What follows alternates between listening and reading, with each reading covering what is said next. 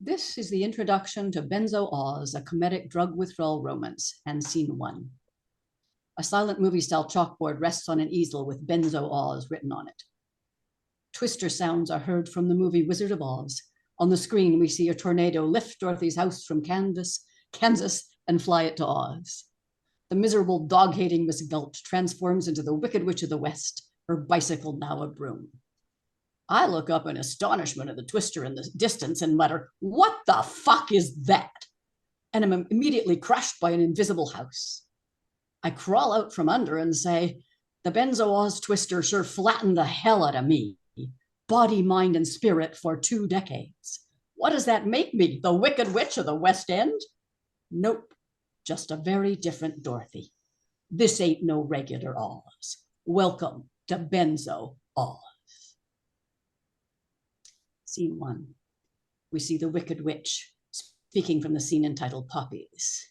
"And now, my beauty, something with poison in it, I think, but attractive to the eyes and soothing to the smell. Now they'll sleep." As she speaks, I turn the sign on the easel, which reads, "Meet the Witch." How did I experience a tornado of a drug withdrawal, which whirled me away to Benzo Oz, a miraculous and dangerous land filled with incredible and wonderful characters? It was quite simple. One day, I decided to quit the pretty blue sleeping pills the doctor had prescribed for insomnia caused by fibromyalgia for 20 years. I had no idea those nice, safe prescription drugs, like Xanax, clonazepam, and Valium, called benzodiazepines, were as addictive as heroin and 10 times harder to quit.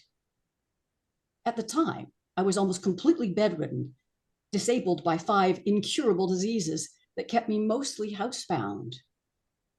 On bad days, my blood pressure would sometimes hit the floor, and often then so did I.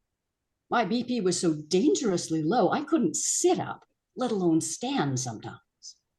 On some mornings, it was like somebody had crept in during the night and stole my spine. I'd wake up and think, "Crap, I'm a salmon. Time to swim upstream to spawn."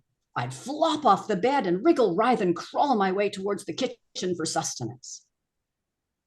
If I could make myself laugh, I could survive anything, so I'd tell myself, "Come on, you're doing it for the sake of the species. 3 giant salmon leaps to get a glass, salt, and water." As I leapt up, my blood pressure went down, so this was like climbing Everest. 1, got a glass. Good. 2, salt. Why don't I remember this happens and keep the salt and water low? 3, water. Okay, well, most of it. Hallelujah, brother, the spawning is successfully done. I'd drink the concoction down, and in half an hour, I might just be able to sit up. Once I fainted and fell backwards into a full bathtub. You don't wake up saying, "Where am I?" but try to make sense of something extremely odd. Like, why were there all these shampoo bottles in the bathtub with me? Had the cleaning lady come in and not put them away? Then I realized one leg was dangling outside the bathtub with a painful scratch underneath, and my memory came flooding back.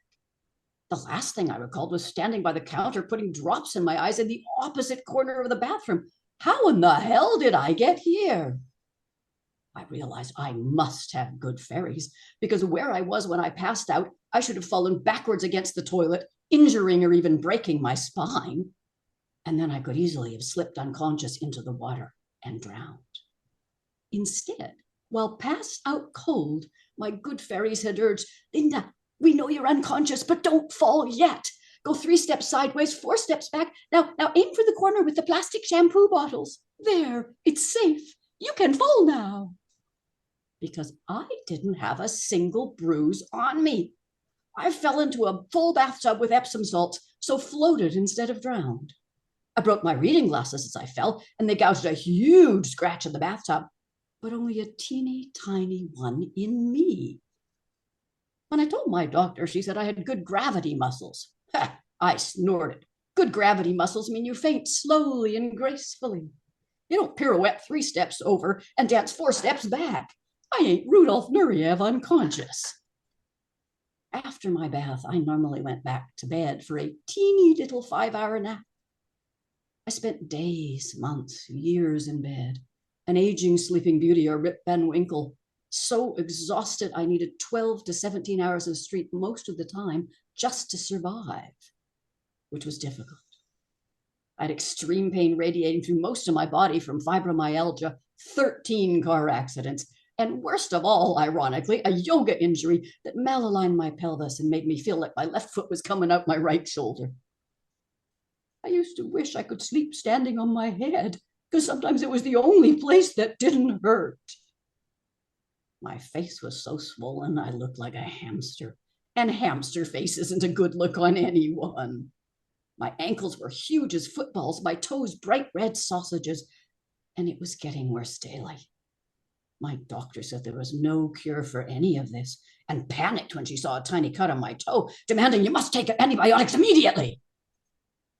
It's not a good sign when your doctor is freaking. It looked like I was going to end up in a wheelchair missing some toes. My face kept swelling. Maybe my brain was too.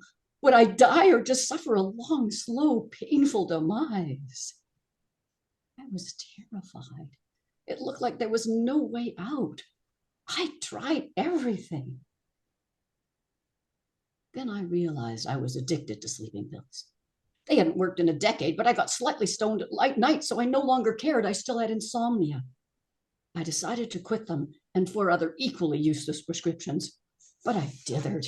My sleep was so bad.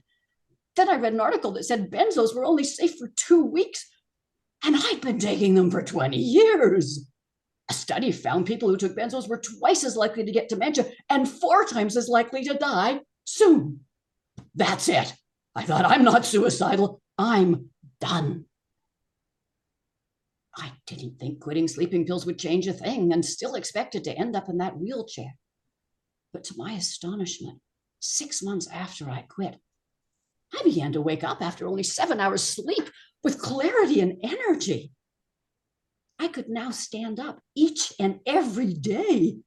My blood pressure was normal.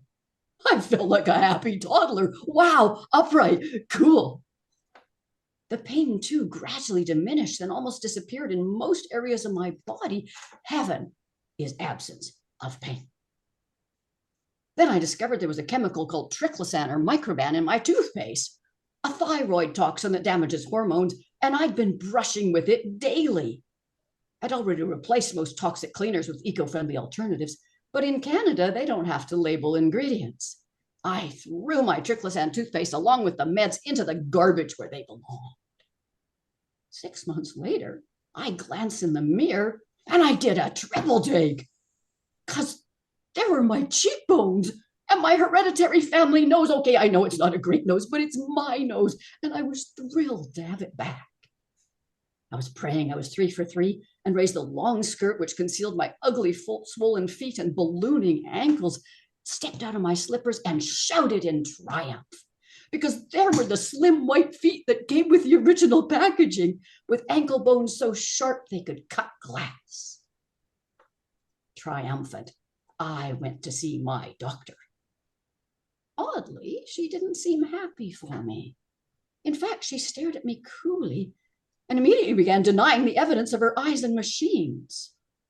She examined her blood pressure monitor in disbelief, as my blood pressure now registered normal after decades of being dangerously low. Linda, it's not humanly possible to cure orthostatic intolerance. It's not humanly possible.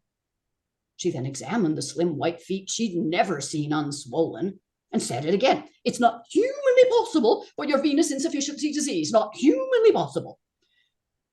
I barked, having a fire dragon temper.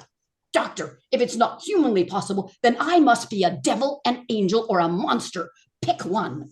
Because I did it, and I mostly did it by getting off your damn drugs.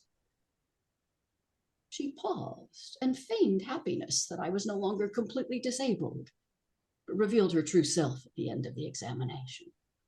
She said, persuasive as any pusher, Linda, you shouldn't even be in a little pain anymore. Why not try some nice gabapentin? I'd rather have pain in the brain than the alternative, I snapped, and never went back to that drug pusher in a lab coat. This wicked witch could no longer beguile me with pretty poppies in pill form. I now knew pain pills are just like benzos, addictive as hell, safe for 2 weeks. Then they cause 43% more pain. Yet doctors often prescribe them for decades.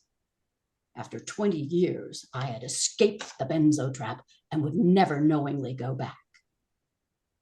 Little did I know, the benzo-Oz tornado would whirl through my life, wreaking havoc long after I'd quit those pretty blue sleeping pills the street kids call benzo.